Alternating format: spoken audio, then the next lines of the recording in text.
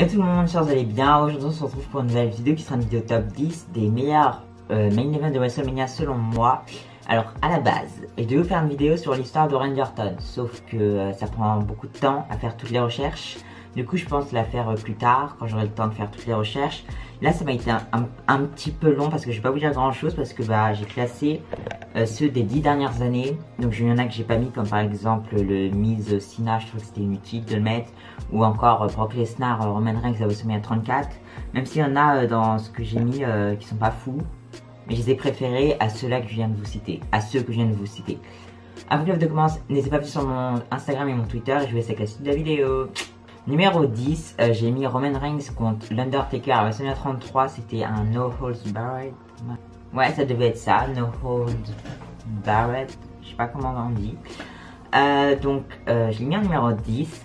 Parce que déjà, le match était un peu trop long. Un peu trop long à mon goût. La rivalité, elle était pas folle non plus. Et puis le match, il était pas fou non plus. Il n'y a pas grand chose qui allait. Mais je l'ai préféré à Miz, Cena et Brock Lesnar, Roman Reigns de WrestleMania 34. Donc, il est dans le classement ce match. Mais ce qui était bien, voilà pourquoi je l'ai mis au moins dans ce classement, c'est la fin. Victoire de l'Undertaker, de Roman Reigns, pardon, victoire de Roman Reigns.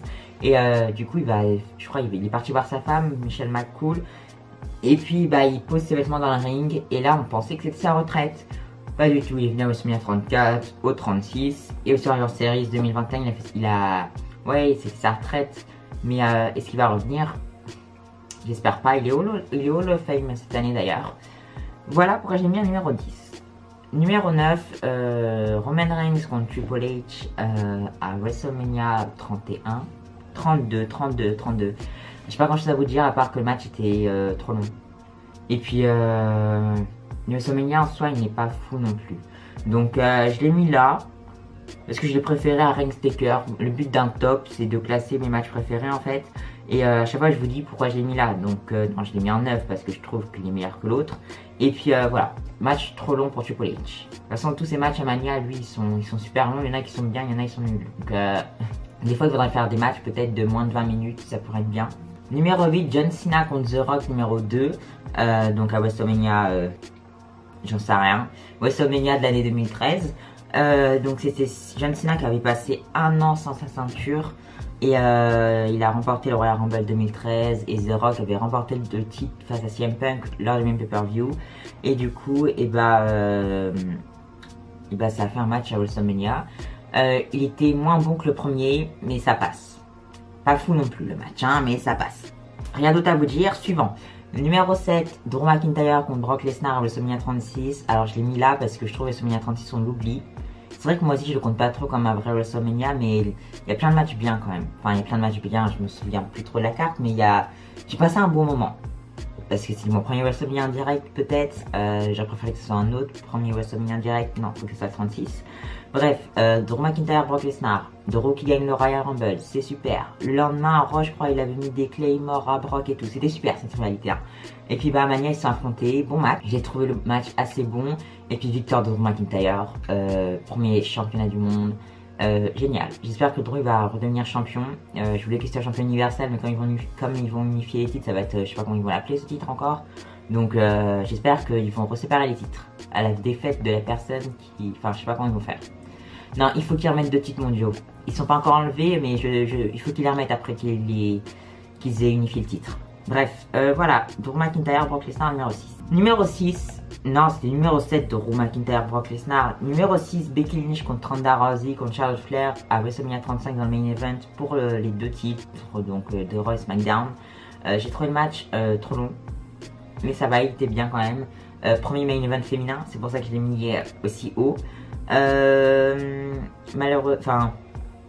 Malheureusement entre guillemets, Becky Lynch, elle a fait le tomber pour le compte de 3, mais les épaules de Ronda sont un peu relevées. Donc voilà, Becky Lynch est devenue Becky to Belt. J'adore Becky, hein. Mais c'est vrai que cette fin... Bref, j'étais assez content que Becky vienne avec 2 ceintures. La rivalité était bien, hein. Je m'en rappelle, j'avais regardé avec mes parents. C'était le Raw où elles avaient pété des bagnoles et tout. C'était génial. Aussi, ça s'est fini par un roll-up. Oh là là, on est où là? Main event de Mania. Bref, numéro 5, John Cena contre The Rock numéro 1. Le match était préparé un an à l'avance, je crois. Ils étaient venus le lendemain de Raw. J'espère que c'est ça, que je dis pas de bêtises. Et le match était plutôt bon. Numéro 4, Roman Reigns contre Brock Lesnar lors de WrestleMania 31. Et j'ai surtout mis ce match aussi pour le cash-in de Seth Rollins. Parce que c'était le premier des futurs 3 affrontements entre les deux. Donc à WrestleMania 31, Brock Lesnar, Roman Reigns. WrestleMania, quelle année 34, que j'ai pas classé, Brock Lesnar, Roman Reigns. Et ça va être cette année le 38, Biggest Main Event WrestleMania, là, n'importe quoi. Bref, j'ai mis là. La rivalité a été un peu nulle à chier, mais cash-in de Rollins qui avait perdu face à Orton avec un RKO super plus tôt dans la soirée. Bref, numéro 3, Daniel Bryan face à Batista et Randy Orton. C'était super. C'était le Yes Movement et tout. L'autorité voulait pas que Bryan devienne champion. Bryan, il a battu Triple H dans le premier match, je crois, et dans le main event, il prend les ceintures et devient champion du monde. Le match était plutôt bon en plus. Bref, super bien. Le numéro 1, j'espère que ça va pas vous choquer, hein, parce que moi je suis fan de Sasha Banks, donc voilà le spoiler. J'ai mis ceux de l'année dernière, WrestleMania 37, qui est mon WrestleMania préféré, je pense. Parce que y a pas de questions à se poser, c'est des matchs, c'est des bons matchs, et tout se passe simplement. Le Royal Rumble, ils ont fait n'importe quoi. Enfin, le Rumble match il était nul. L'année dernière, le Royal Rumble de 2021, je pense qu'il aurait eu du public, il aurait été bien. Donc j'espère que cette année, le WrestleMania il va être bien, même si le Rumble était nul. Parce que moi je pense que si le Rumble est nul, le WrestleMania est nul. Genre pour moi ça va ensemble. Mais bon, on va voir cette année. Numéro 2, Roman Reigns qui défend face à Edge et face à Daniel Bryan. Super. Edge, je pensais qu'il allait devenir champion parce que c'était 10 ans après qu'il ait perdu son titre, je crois, mondiaux, ou je sais plus. Il y avait un truc 10 ans après quelque chose. Et je me suis dit, Edge va prendre la ceinture. Il avait gagné le Rumble. Et non, Roman Reigns a conservé avec un double tombé. Bryan et Edge qui étaient par-dessus. Et puis Reigns qui fait le tombé. C'était vraiment super match. J'ai adoré. Et numéro 1, Sasha Banks contre Bianca Belair, qui est un de mes matchs de 4 féminins préférés. Il y avait de l'émotion au début. Les entrées. Sasha Banks, magnifique tenue. Bianca, la même chose. Le match. Super match. Et puis, victoire de Bianca qui avait gagné le Rumble. C'était super, ça aussi. Bianca, on a consacré de nouvelles stars. La preuve, c'était à la fin de Becky Lynch. Vraiment, j'ai pas les mots. Super. Mon main event de manière préférée, Sasha contre Bianca Belair. J'espère que cette année, Rosie et puis Charlotte vont faire un bon match. Parce que moi, je me vois pas passer de Sasha Bianca à Charlotte Rosie. Si enfin, Rosie, on dit comment, Randa, qui font un mauvais match. Je pense pas qu'on va faire un mauvais match de toute façon. Je pense que ça va être un bon match. Ils ont annoncé que c'était le main event de la nuit 1, alors que je l'aurais préféré personnellement Becky Bianca qui avait une plus grosse construction, mais Randa a gagné le Rumble. Étiez-vous au courant qu'ils voulaient faire un force.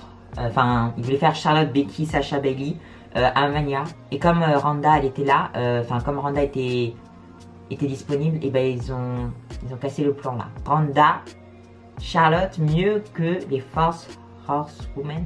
Ouais, c'est comme ça qu'on dit, Force Horsewomen. Moi, je sais rien dire de toute façon. Bref, pour moi, c'était... Quand j'ai lu cette rumeur, c'était le burn-out. Sachez que j'adore cette expression, même si... vu comment je l'utilise pas vraiment avec la bonne définition. C'est pas grave. Du coup, voilà, c'est la fin de cette vidéo. N'hésitez pas à me dire votre top 10 des meilleurs WrestleMania des 10 dernières années. Prenez-les pas tous, les main events du coup.